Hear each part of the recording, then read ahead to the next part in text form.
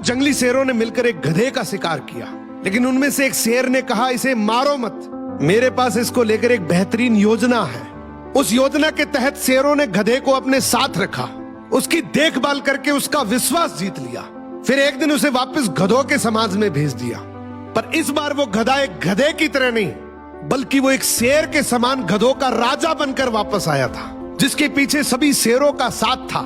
इसलिए बाकी सारे गधे इससे डरने लगे और उसके खिलाफ बोलने से कतराने लगे। अब शेर जब जब उस गधों के झुंड को देखने आते, ये गधा अपने ही समुदाय के गधे को शेरों को खाने के लिए दे देता।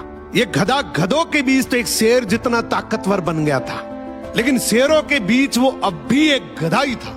ये अपने जैसों पर तो राज करता था, लेकिन ये एक ऐसी ताकत से जुड़ा हुआ था जिससे वो बचकर भाग नहीं सकता था। इसने हजारों मासूम गधों की कुर्बानी दी, सिर्फ ये सोचकर कि इससे मैं और ज्यादा ताकतवर बन जाऊंगा। एक दिन ऐसा आया कि सभी गधों ने एकजुट होकर उसका विरोध किया और ये ठान लिया कि इस बार शेर जब भी शिकार करने के लिए आएंगे तो हम में से कोई नहीं जाएगा, चाहे उसका परिणाम कुछ भी हो। अगले दिन जब शेर आए तो ये गधा अकेला ही खड़ा था, इसके पास कोई दूसरा झुंड नहीं था।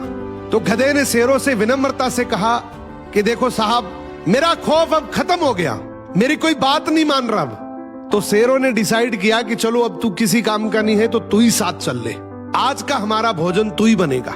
इस तरीके से आखिर में इस गधे का भी शिकार हो गया।